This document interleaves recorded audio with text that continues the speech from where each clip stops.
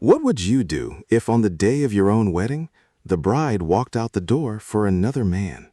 Not quietly, not privately, but in front of every guest, every camera, every eye that mattered. That was the morning Jang Yitchin stood at the altar and watched his future collapse in real time. Wen Zulie, the woman he had agreed to marry, looked him in the eye and chose someone else. Not a stranger, his younger brother, Jang Hoyu. The guests fell silent, the flowers stood still, and Yitchin just stood there, utterly composed. Because somewhere beneath that composure, a decision had already been forming. He turned away from the altar, pulled out his phone, and dialed a number he hadn't called in years. The voice that answered was unhurried, almost amused. "A rare occasion," she said. "Why did you suddenly think of calling me?" Yitchin smiled. He said, "I'm getting married today." There was a pause, then a soft snort. "I already sent your gift. Don't tell me you're calling to say it wasn't enough."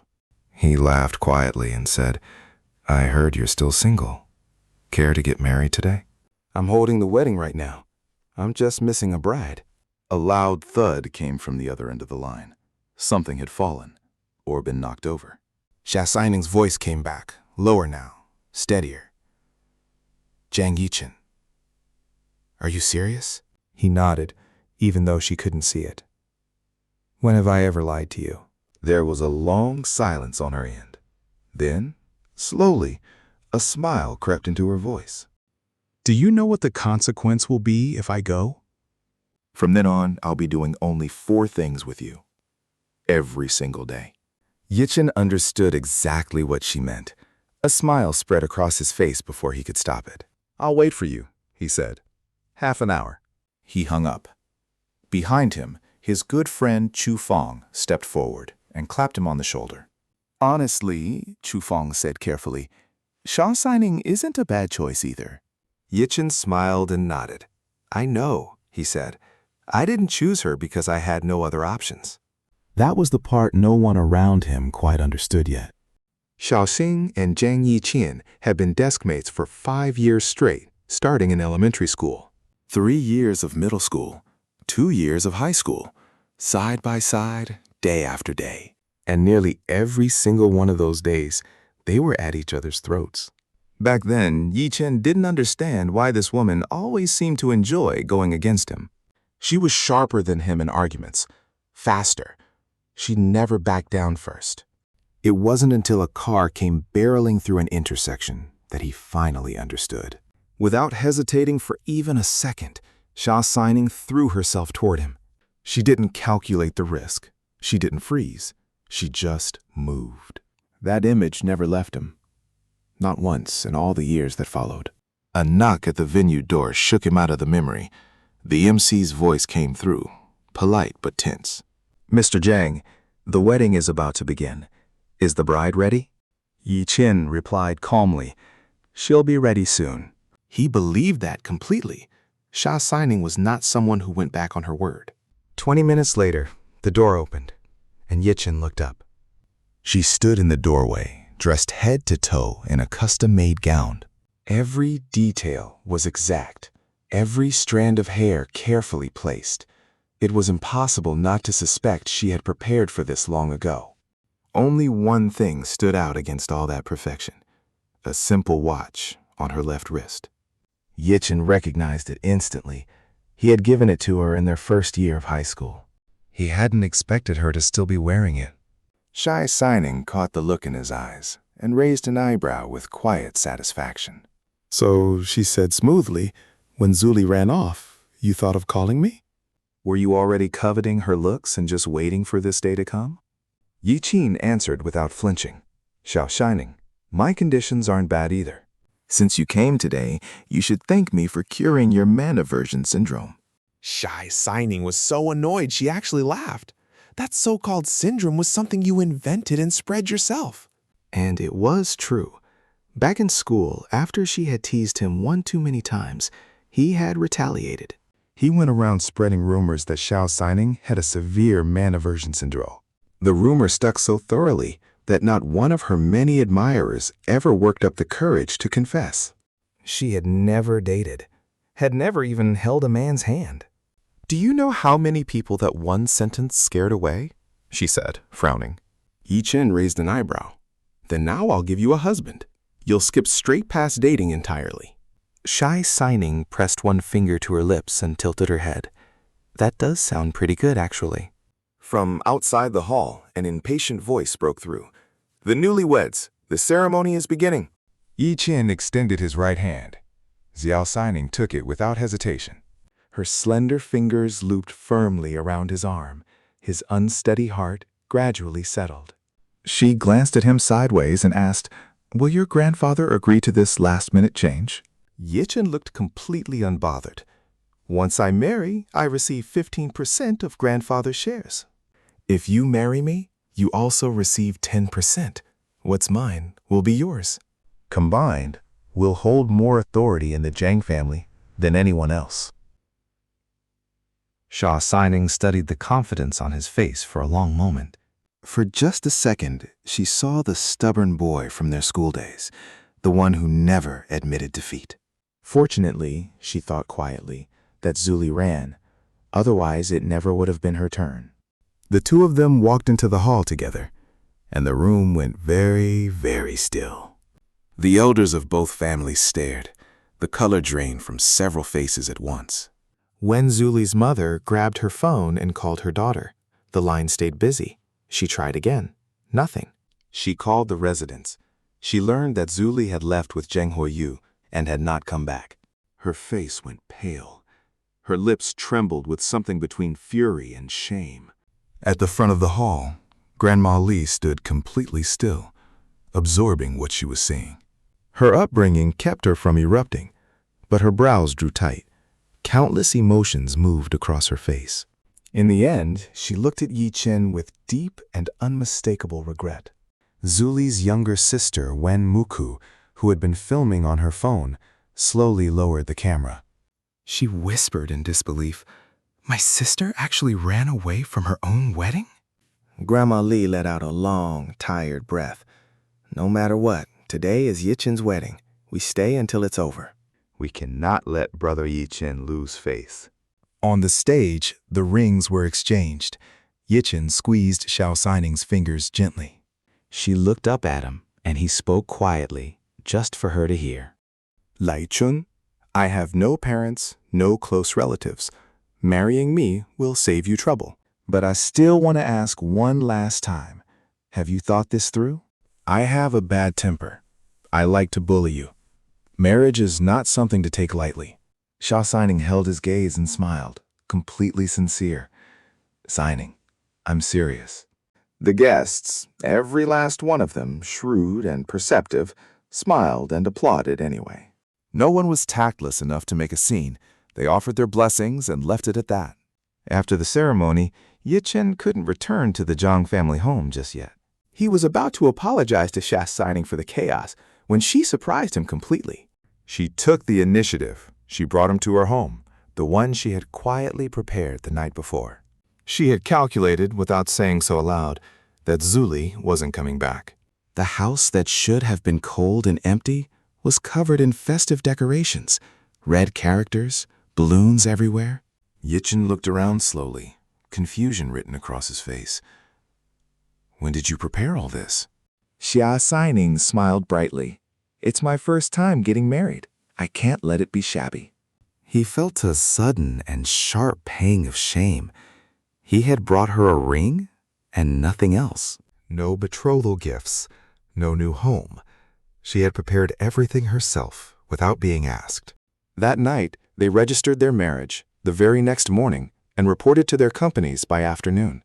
As if the certificate were just a formality. As if the whole thing were perfectly ordinary. But Xia Signing had already locked the marriage booklet inside her office desk drawer and told her assistant to bring a lock. Her best friend Su Xiaoxia stared at the red booklet in disbelief. "Is that real?" Xia Signing put it away coolly.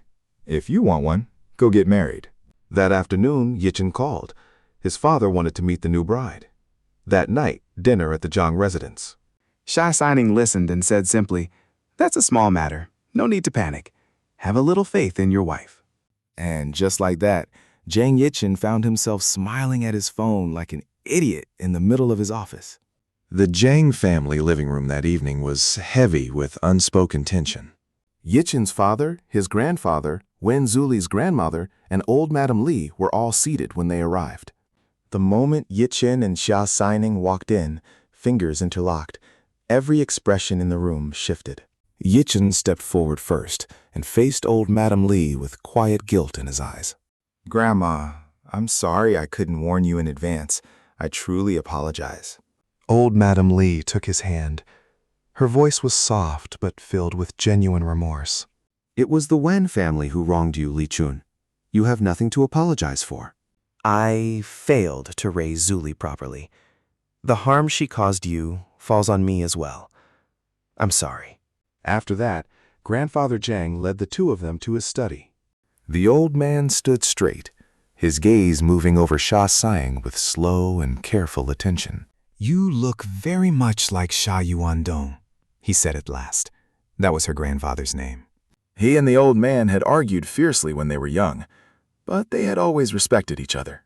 Unfortunately, Xia Yuandong passed too early. Otherwise, Grandfather said quietly, it never would have been Zulie. He paused, then said directly, "What's past is past. Since Yitchin has married you, I hope you treat each other well." Xia Signing nodded. Then she said something that surprised everyone in the room. "Grandpa, I've already made a will. Everything under my name goes to Yitchin." Grandfather waved his hand. "There's no need for that." Xiaoxin glanced at Yichin, her eyes full of something warm and certain. "Grandpa, I'll do my very best." When they finally came downstairs, his father was waiting in the living room. Yichin sat across from him and stiffly said, "Dad." His father grunted, then opened slowly. "You know about Hoyu's car accident?" Yichin nodded without expression. His father hesitated, then said it was only natural for Zulie to go see him. "Don't take it to heart. But you and Xia Signing, are you serious about this?" Yitchin felt nothing in particular. He had long known where most of his father's affection went. He wasn't angry. He simply found it hollow. "Marriage is not child's play," he said. "I'm serious." His father looked at him carefully and started to say something about his mother. Yichin cut him off. His voice stayed calm, but his eyes were flat as still water. "After Mom passed, I came to terms with it. The mistakes you made shouldn't be paid for women. Mom's death had everything to do with you. You're still my father, but you're no longer the father I respect most. The moment you chose to betray her and me, you lost that." His father stood there, completely powerless. He didn't speak again. Fortunately, dinner was announced shortly after. On the drive home, Yichin glanced at Xia Signing sitting quietly beside him. "You look happy," he said. "Is it just because Grandfather didn't scold you?" A hint of something glinted in her eyes. She smiled and said, "I'll only tell my dear husband." He chuckled. "Aren't I already your legal husband?" Xia Signing replied evenly, still missing just a little. He was about to answer when headlights caught a figure standing in the road ahead. He braked hard. Standing in the beam of light was Wen Zulie. Xia Signing said calmly without moving, "If you want to go speak to her, go." Yichin pinched her cheek lightly. "I'll go make things clear. I'll be back soon." The only response was a soft snort. He stepped out. Zulie rushed toward him immediately, grabbing his arm, her eyes red. "Li Chun," she said, "I never agreed to break up." The autumn air was cold. He looked at her quietly. No anger, no warmth either. "Wen Zulie," he said, "the moment you chose to go to Jang Hoyu, we were finished." "You could have told me beforehand. I could have postponed the wedding overnight, but you didn't. You humiliated me. You threw my reputation to the ground and let it be trampled." Zulie's voice trembled. "Hoyu is your younger brother. He was in an accident. I had to go." Yitchin almost laughed. Wen Zulie. His friends were all there. His classmates were there. "Are you a doctor?" In what capacity did you go? As his ex-girlfriend? As my future sister-in-law? Confusion crossed Zulie's face. He felt a trace of bitterness moving through him. It's not like you don't know how Jang Hoyu became my brother. I don't hate him. But I will never accept someone who played a part in my mother's death. Zulie spoke hesitantly. It wasn't him who caused her death. Yitchin froze. Then he laughed, but there was no warmth in it. So this is what you've always thought. You're just like my father, not someone on the same path as me. We were never meant to make it together. Wen Zulie, you couldn't let go of Jang Hoyu even while preparing to marry me. That's disgusting. Before Zulie could respond, footsteps sounded behind him. Xia Signing walked up beside him calmly, looped her arm through his, and looked at Zulie directly. You were the one who gave up on him first, so you have to accept that he doesn't want to wait anymore. Zulie stared at her, jaw tight. Xia Signing, you took advantage of the situation. Xia Signing's eyes cooled slightly. If we're talking about advantage, you were the one who created the conditions for me. Speaking of which, I should probably thank you. The air between them pulled taut. Yitchin felt a headache forming behind his eyes. He took Xia Sining's hand and interlaced their fingers. Let's go home. I'm tired.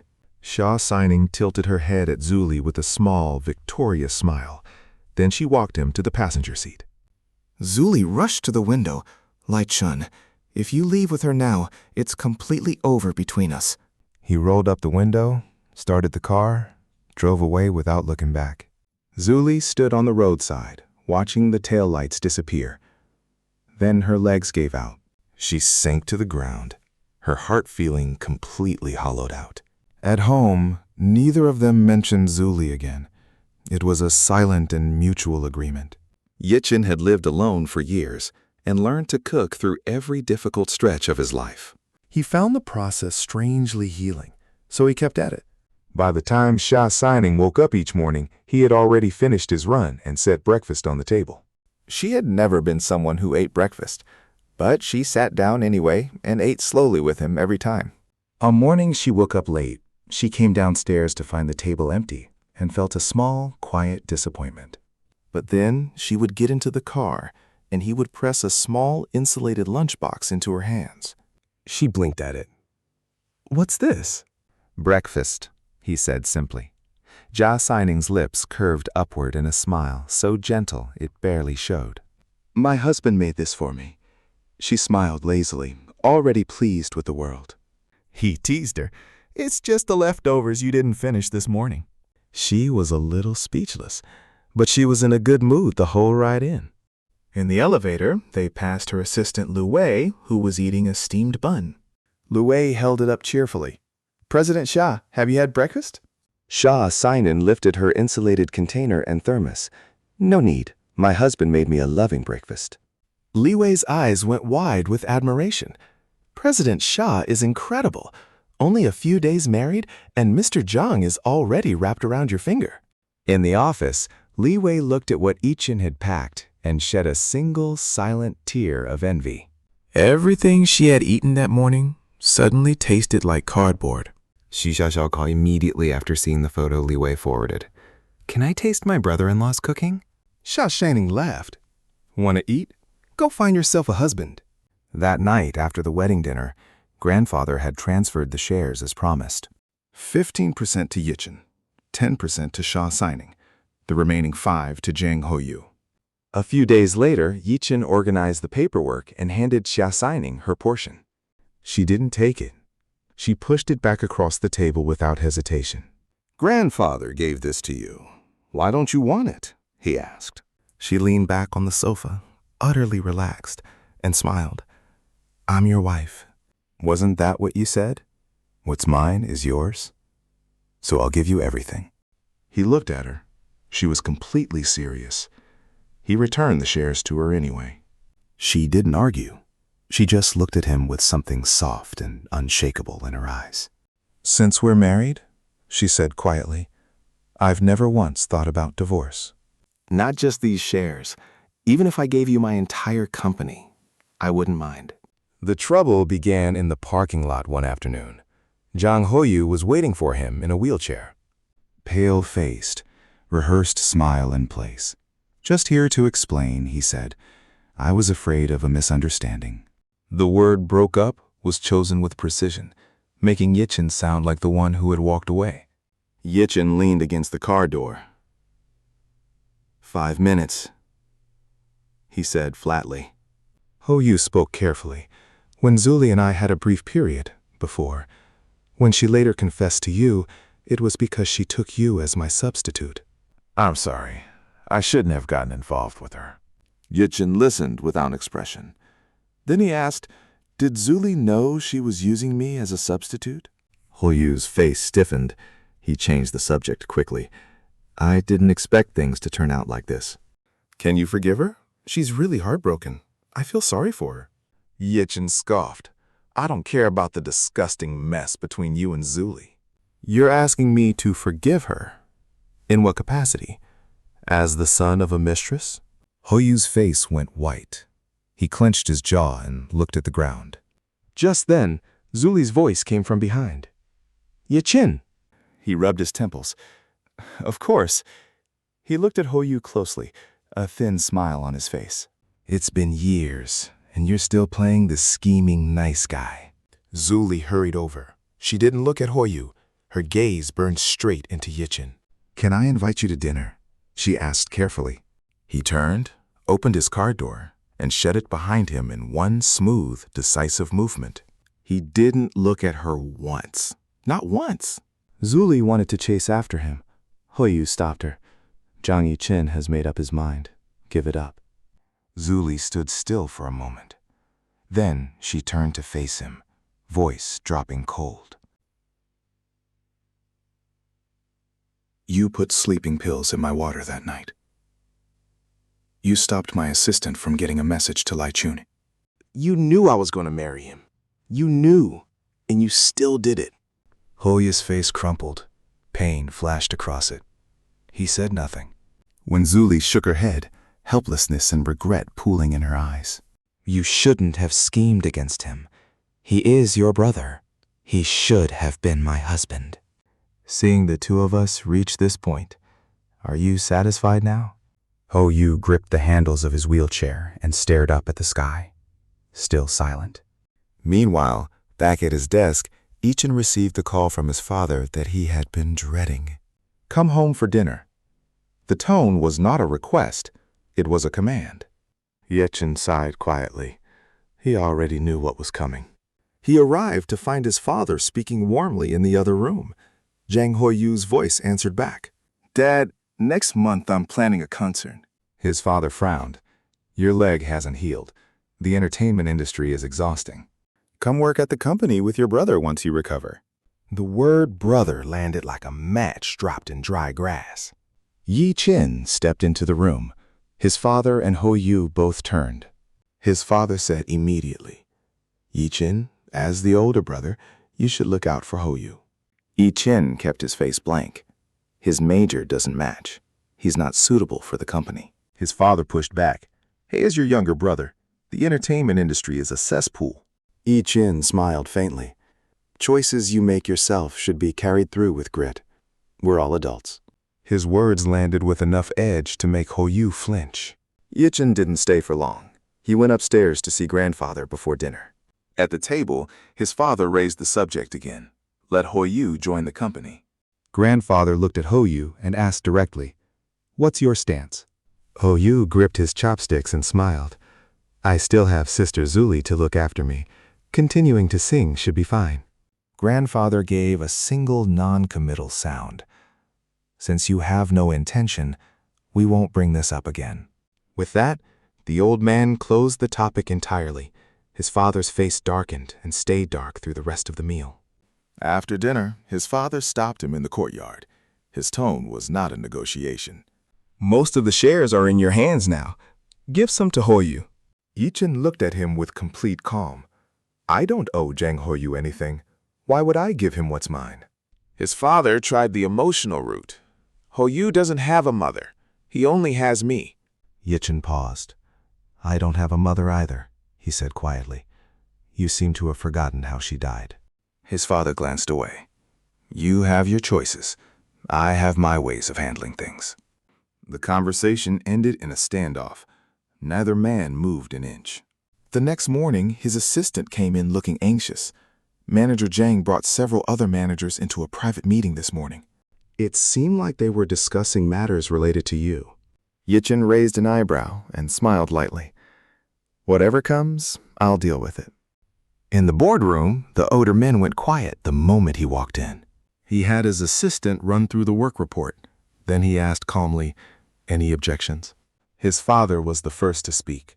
The Chengdu Lam project was supposed to go to Halen. Why was it handed to Xia Signing? Yitchin looked at his father without blinking.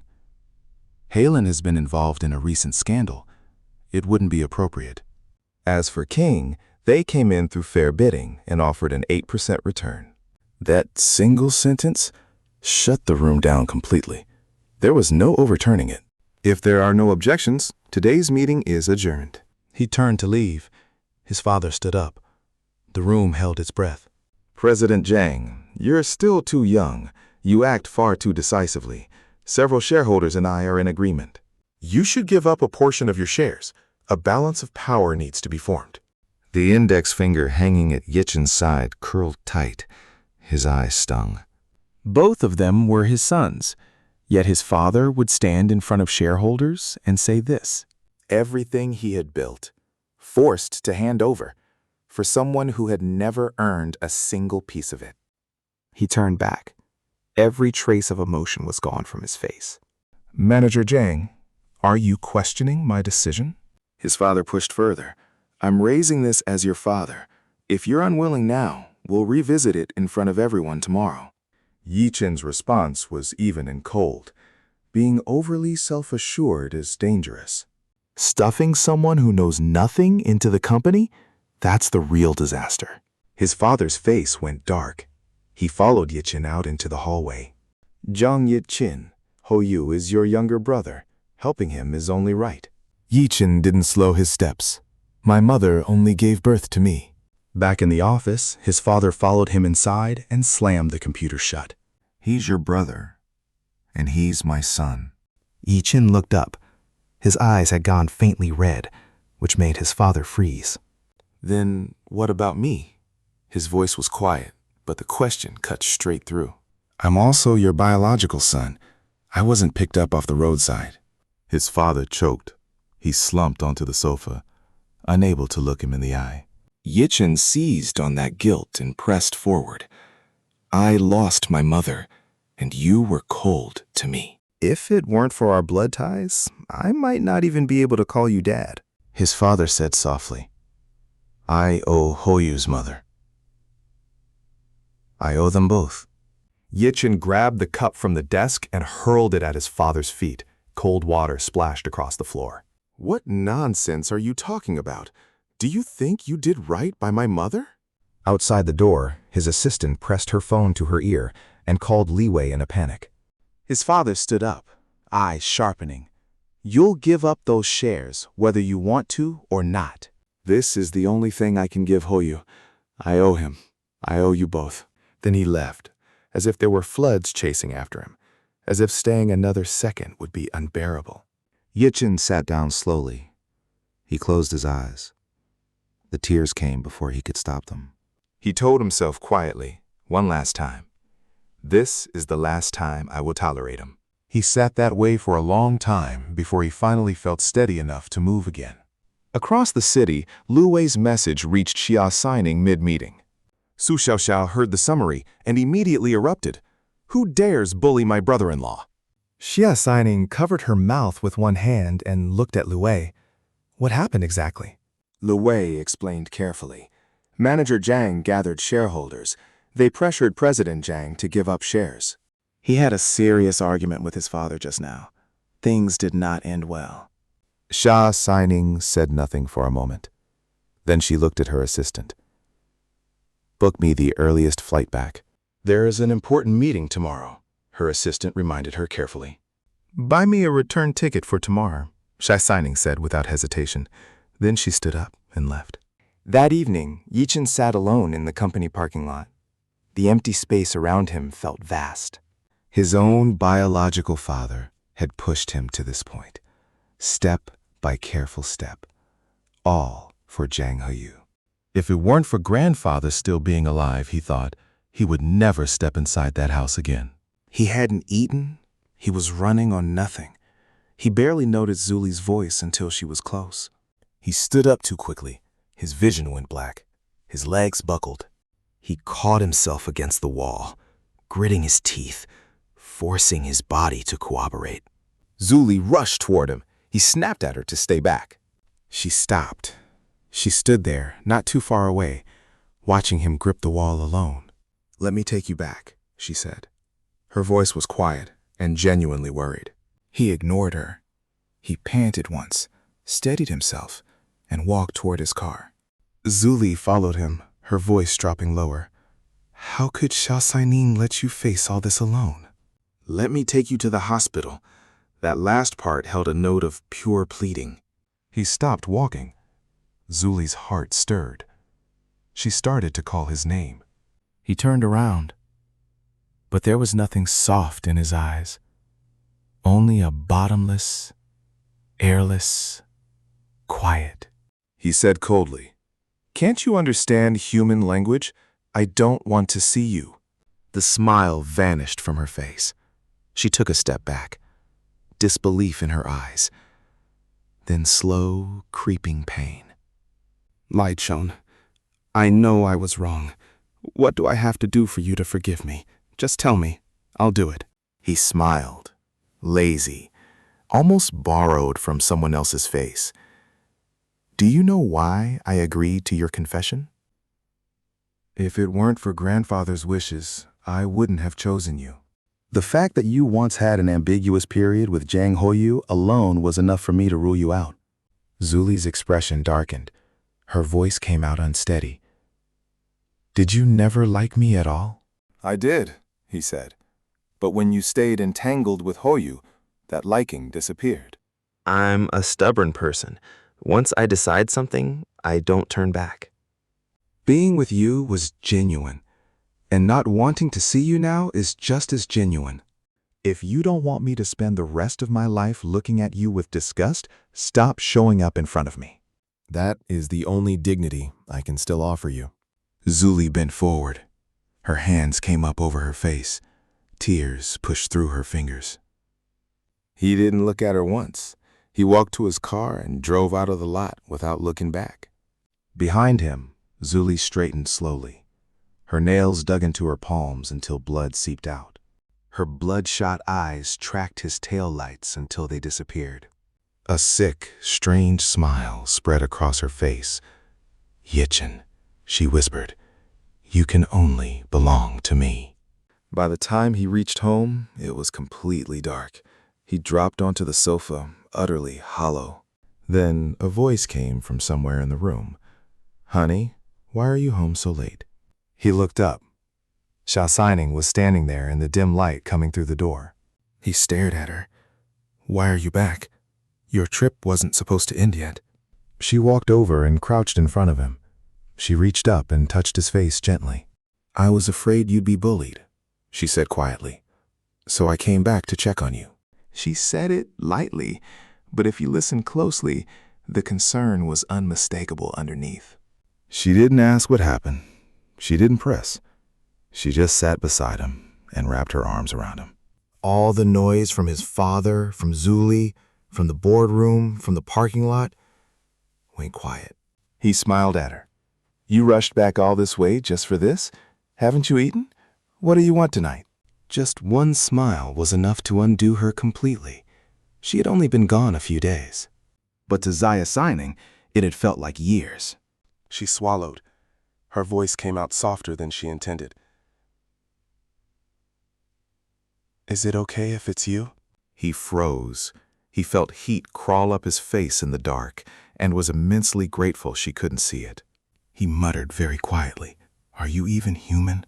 All day you don't think about eating, only about eating people." She heard it. She was silent for a second. Then she laughed, low and clear and utterly pleasant. She reached out and touched his cheek softly. All right, I'll listen to my husband. I won't eat people. Can we go out for dinner? I'm exhausted. I sat on a plane for hours. There was a faint, rare coyness in her voice that made him laugh before he could help it. He smacked her hand lightly and stood up to change his shoes. Outside, he draped his jacket over her shoulders without warning. She turned, puzzled. You're a girl. Your body runs colder. He paused. Then he looked down at her legs. Next time it's this cold and you still wear a skirt, I'll break your legs. She made a face at him. Then she quietly looped her arm through his and walked close. After dinner, they came home, and he drew a bath for her to ease the travel ache from her bones. He was filling the tub when he heard her come in behind him. He didn't notice until it was too late. The shower head swung. Water splashed directly onto her white blouse. The fabric went translucent. He looked up and immediately looked away. His face was completely red. He raised his hand to cover his eyes. "Husband," she said, "don't be shy." Her voice was nothing short of lethal. She moved his hand away gently and leaned in close. Their breath tangled. She could see exactly how flustered he was. She chose not to push. She was willing to wait for the day he was ready. She just smiled and asked, "Why aren't you going out yet?" He turned and escaped the bathroom at full speed. Her laughter followed him down the hall. Each sound of it landed somewhere directly in the center of his chest. Even alone in his room, it took him a long time to settle down. He was still pinching his own cheeks when his phone buzzed with a message from Chu Fong. Chen, did your dad give you trouble again? Yitchin didn't want to drag his friends into it, but Chu Fong pressed. "We're good brothers. Tell us." He eventually told them what his father was planning. Chu Fong's response was furious. "Isn't he afraid of karma? You're his son too." Yitchin smiled at his phone. "I can handle it. I'll rest first." He put the phone down and closed his eyes. He only meant to rest a moment. He woke to knocking, and Xia Signing's voice, sharp with worry. No answer. Nothing. He shouted that he was fine and heard silence outside. He dressed quickly and opened the door. She was still standing there. Her eyes moved over him once, checking. "I knocked for a long time," she said carefully. He asked softly, "You didn't bring luggage? You're leaving again?" 6 a.m. flight, she confirmed. Her voice came out slightly hoarse. Standing close together in the hallway, it hit him clearly for the first time. She had flown back just for this. Just to stand outside his door. Just to be here. He looked down and said quietly, "Xia Signing, you don't have to do this." You're so good to me. What if one day you can't accept me? If you ever want to leave. She smiled faintly before he could finish. She stepped forward and wrapped her arms around him. Jang Yitchin, we are husband and wife. I have never once thought about divorce. Her fingertips trembled slightly where they rested against his back. I've dreamed of this moment more times than I can count. He stood there, face warm, heart racing, entirely at a loss. "Why don't you sleep first? I'll wake you up later." She sat down on the edge of his bed and raised an eyebrow. Are you in such a hurry to send me away? She crooked a finger at him. Did your father bully you today? He sat down beside her, and after a moment, told her what was happening. Xia Signing's face hardened. How are you going to handle it by yourself? They're old foxes. They'll eat you alive. He said confidently, I have ways. I'll wait for their next move and respond step by step. You have your own matters. I don't want to bring you trouble. She looked at him quietly. Your matters have never been a burden to me. She doesn't like it when he speaks to her like a stranger. After a long conversation, he solemnly promised to report to her every day. Only then did she agree to rest. He set the alarm and went to the living room. When he woke again, the lights were on downstairs. She was already dressed and moving toward the kitchen. He was already in there wearing an apron. An insulated container, a thermos, an exquisitely packed breakfast ready to go. She leaned in the doorway and watched him move around the kitchen without knowing she was there. Something warm moved through her chest, A wish made in her teens had unexpectedly come true. She had once believed she and Yitchin would never cross paths again. Their worlds had been too far apart. Years later, when she finally had the means, she chose not to force anything. She took a gamble. Fortunately, she won. He turned and saw her. He felt slightly shy and pressed the insulated container into her hands. Eat this in the car later. Sleep on the plane. His voice was quiet and careful. Xia Signing looked at him without blinking. Her lips curved. Jang Yitchin, are you starting to like me? His gaze trembled. He didn't know how to answer. She didn't push. She smiled gently. You've worked hard, husband. I'll get going then. He walked her to the door. He watched her get into the car. He stood there until the car disappeared. Then he went back inside and sat on the bed and couldn't fall back asleep. He opened a drawer and took out a photograph tucked inside his diary. It was the high school graduation photo. Xia Signing wasn't in it. In their second year of high school, something happened to the Zai family. She had no choice but to leave school and hold up a crumbling family entirely on her own. She faced greedy relatives alone for years. Eventually, she sent every one of them to prison herself. When she appeared again, she was no longer the girl he remembered. But no matter what the past had been, she was beside him now, and that was what mattered.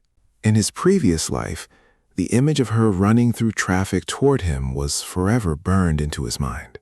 He thought maybe that was when it started. Maybe that was always when it had started. The next morning, the trouble resumed before breakfast. His father had apparently been stewing overnight. At the morning meeting, he picked fault with everything. Even Yitchin, with all his patience, felt his composure fraying at the edges. He ended the meeting early with a cold face and returned to his desk. Within the hour, a crisis landed. A senior executive had tampered with the accounts and fled with $50 million.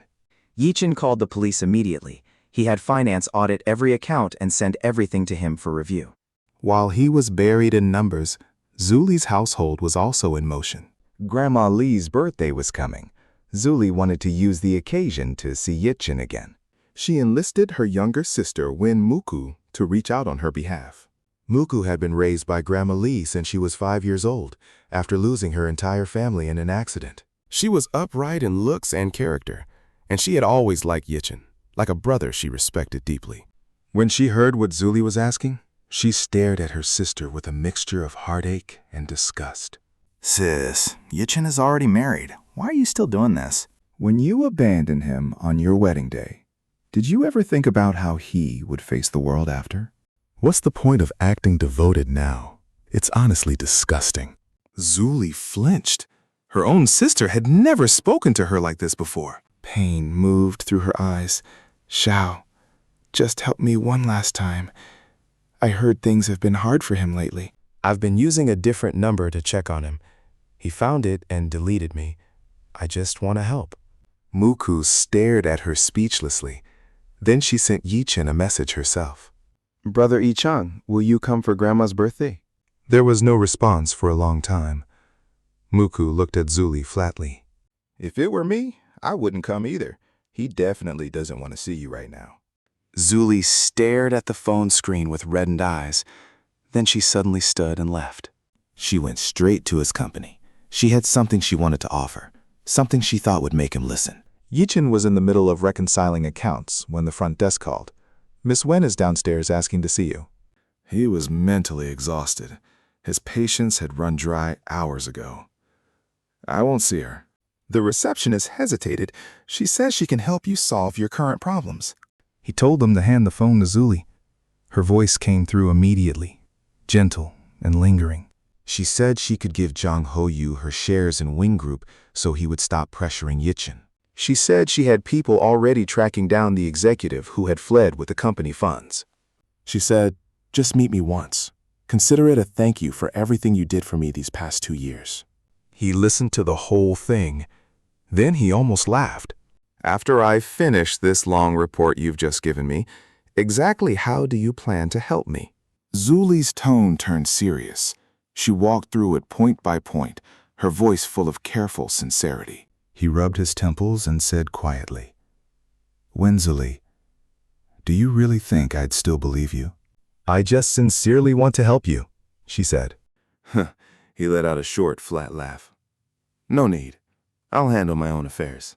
The reason I even took this call was to tell you that I already have a wife. He hung up.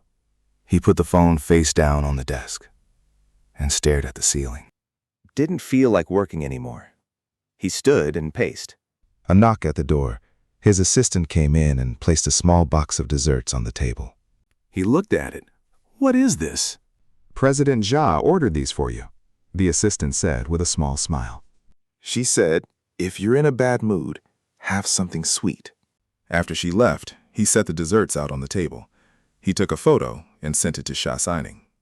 Xia Signing replied almost immediately, feeling a bit better. He wrote back in confusion. How did you know? Did you install surveillance in my office? The corners of Xia Signing's lips lifted at her screen. She typed back. Is the telepathy between husband and wife. Do you believe it? He sent her an emoji, put the phone down, and ate the dessert. His mood really did lift. A little. Just as he settled back into his work, his phone rang. Her voice came through immediately. Guess where I am, she said. Before he could answer, he heard commotion outside his office door. Then his assistant burst in, eyes wide, voice high with alarm. President Jang, this is bad. Miss Wen has lost control. She's pushed past the front desk. She's heading for your floor. Yitchin set down his phone without ending the call. He stood up slowly. 2 seconds later, the office door swung open. Zulie stood in the frame, chest heaving. Her hair was loose. Her eyes were red and wild. She looked like she had been crying for hours. Light Chun, she stepped inside. You need to listen to me. He looked at her steadily. His voice was very quiet. You need to leave. She shook her head. No, not until you hear me out. She stepped closer. Her hands were trembling. What I did was wrong. I know that. But I love you. I have always loved you. He didn't move. He didn't raise his voice. The stillness of him was worse than any shout. Zulie's breath hitched. She reached out and grabbed his sleeve. Come back to me. Please. We can start over. I'll do anything you ask. His assistant appeared in the doorway, uncertain, reaching for her phone. Then, from behind Zulie, came a different set of footsteps. Measured, unhurried. Xia Signing walked through the office door with her travel bag still slung over one shoulder. She had come straight from the airport. There wasn't even time to go home first. She looked at Zulie's hand on Yitchin's sleeve. Her expression didn't change. She walked past Zulie as if she were furniture and stopped beside Yitchin. She looked up at him. Her voice was the same casual, unhurried tone she always used with him. Did you eat the desserts I sent? You look pale. His chest cracked open a little. He said, I ate them. Good.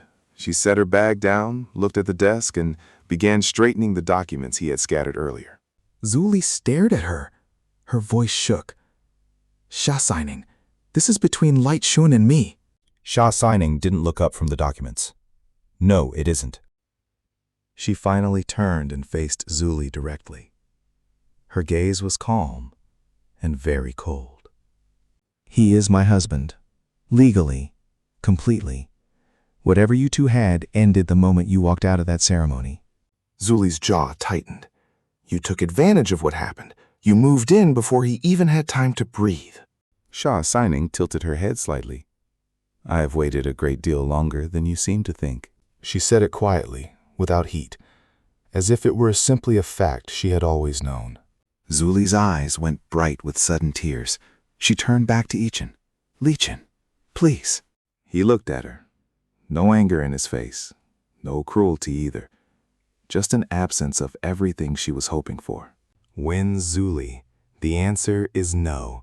It's always going to be no. Go live your life. Zulie stood there for a long moment. Then something in her seemed to break apart quietly. She looked at Xia Signing one more time, not with hatred, with something more like grief. Then she turned and walked out of the office without another word. The door clicked shut behind her. The room went still. Yitchin let out a slow breath. His assistant slipped out quietly, pulling the door closed behind her. He looked at Xia Signing. You came straight from the airport. She picked up her bag and shrugged. The flight landed 40 minutes ago. He stared at her. You didn't even go home first. She glanced at him sideways and missed all this entertainment. He couldn't help it. He laughed, genuine and helpless and a little undone. Xia Signing watched him laugh and felt something shift quietly in her chest. She had held herself together on the plane the whole way back, telling herself it was fine. He was fine. But seeing the pale around his eyes, the tension still lodged in his shoulders, she knew it hadn't been fine at all. She crossed her arms. All right, tell me what your plan is for your father. He collected himself and laid it out carefully. Wait for their next move. Respond step by step. Use Hoyu's own ambitions against them. Let his father lift a stone and drop it on his own foot. Xia Signing listened to the whole thing. When he finished, she nodded slowly. She said, that could work, but if it doesn't, you'll tell me. Not after the fact, immediately. He agreed, and he meant it this time. That evening, they left the office together. She had been awake since the early hours. She was exhausted. But walking beside him down the corridor, the tiredness felt entirely manageable. In the car, she fell asleep almost instantly, her head tipping slowly toward his shoulder. He glanced at her. Then he deliberately took the longer route home. The week that followed was the busiest of his professional life. The embezzled funds were traced. The executive was apprehended before leaving the country. Yitchin handled the fallout methodically, statement by statement, shareholder by shareholder. Each time his father tried to use the chaos as leverage, he had already moved 3 steps ahead. The strategy he had outlined to Xia Signing played out exactly as planned. His father pushed Hoyu forward. Hoyu, uncertain without the cover of crisis, hesitated. The shareholders who had backed his father began pulling away one by one. They had invested in the company's future, not in a sentimental family arrangement. And Yitchin kept delivering results. Every quarter, every meeting, every call. Meanwhile, at home, something else was quietly changing. He noticed it in small things. The way she came into the kitchen some mornings and didn't say a word, just stood there. The way she texted him during meetings to ask if he had eaten, then pretended she hadn't when he called her out. The way she fell asleep on the drive home, and he kept slowing down so she could rest longer. They were still not sleeping in the same room, still circling the edges of something neither had named. But the distance was closing, day by day, in every small, deliberate, unannounced way. One evening, he came home to find her on the sofa, reading something on her phone. Without looking up, she said, "Your grandfather called me today." He set down his bag. What did he say? She turned the phone around. Grandfather had sent her a photo of the 2 of them at the wedding ceremony. Below it, he had written, "You look at him the way his mother used to look at me when we were young. Take good care of him." Yitchin read it twice. He didn't say anything for a moment. Then he sat down beside her. Their shoulders touched. Neither of them moved away. He said quietly, after a while, "Did you really prepare the house before the wedding?" She didn't answer right away. Then she said, "I'd been watching for a long time." When Zulie started pulling away, I started preparing, just in case. He thought about that. Thought about the watch on her wrist that day. The flowers in the house. The marriage certificate locked in a drawer before noon on their wedding day. "Have you always been this certain?" he asked. She looked at him sideways. "Have you always been this slow?" He laughed. She joined him. And for a moment, the apartment felt very warm. The next morning, Grandma Lee's birthday arrived. Yitchin had thought carefully about whether to attend. He decided he would. Not for Zulie, not to settle anything, but because Grandma Lee was old and she had been good to him. He told Xia Signing he wanted to go together. She had paused when he said. Her chest ached, just for a moment, knowing Zulie would be there, knowing what it would look like. Then she nodded. "Okay, let's go together." At the birthday dinner, Grandma Lee took both of their hands in turn. She looked at Xia Signing for a long moment. Then she smiled. She said, "Take care of him. He doesn't show it, but he's been carrying a great deal for a very long time." Xia Signing said without hesitation, "I know. I will." Zulie was there, seated across the table. She looked at the two of them once.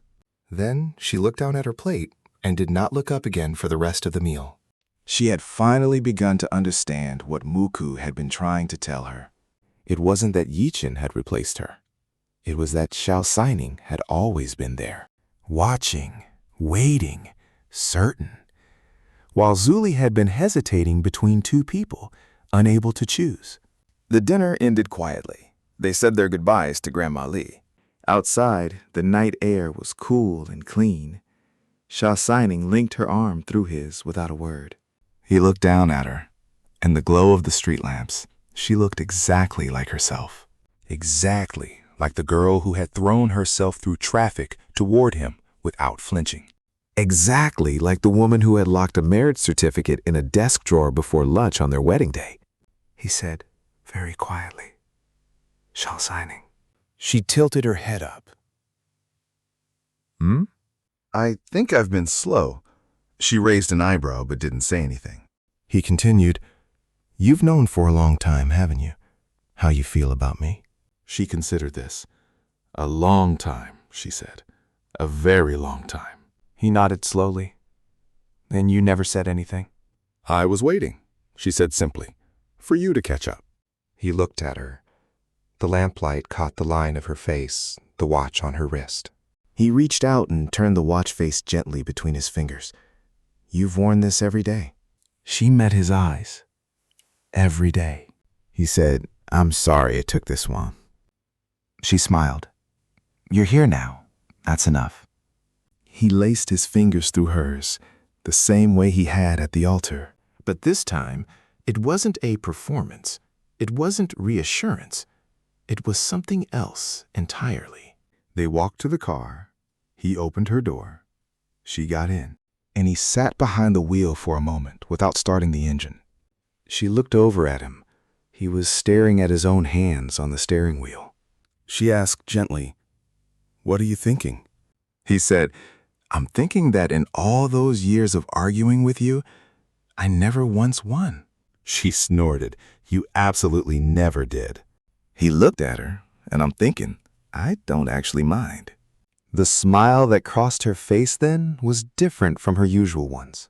Quieter, more real. The kind she didn't usually let people see. He started the car. The city lights moved past them on both sides. Back at the apartment, she made tea and brought 2 cups to the living room. They sat side by side on the sofa, not talking, the same way they sometimes used to in school. Deskmates who ran out of arguments for the day and just existed in the same space. After a while, she asked, "Are you going to be okay? With your father, I mean." He said, "I will be. I've been okay before." She looked at her cup. "You don't have to be okay alone anymore." He turned to look at her. She wasn't being dramatic about it. She was just stating it. Like a fact she considered already settled. He said, "I know that now." She nodded. "Good." They stayed like that a while longer. The night pressed quietly against the windows. Eventually, she stood and said, "I'm going to bed. 6 a.m. is still 6 a.m., even when you're in love." He stared at her. "Did you just say in love?" She walked calmly toward her room. "I said what I said." He stood up, Xia Signing. She paused at the doorway without turning around. He said, "I'm not slow anymore." She was quiet for a moment. Then she turned her head just slightly. Her voice was soft. "I know. I felt it on the dry foam." She went into her room. The door closed gently. He stood in the living room for a long moment, looking at the 2 empty cups on the coffee table. He thought about everything that had brought him here. The wedding that fell apart. The phone call he made. The watch she had been wearing since first year of high school. The house she had decorated the night before. The flight she had caught without a second thought. The desserts that arrived when he needed them most.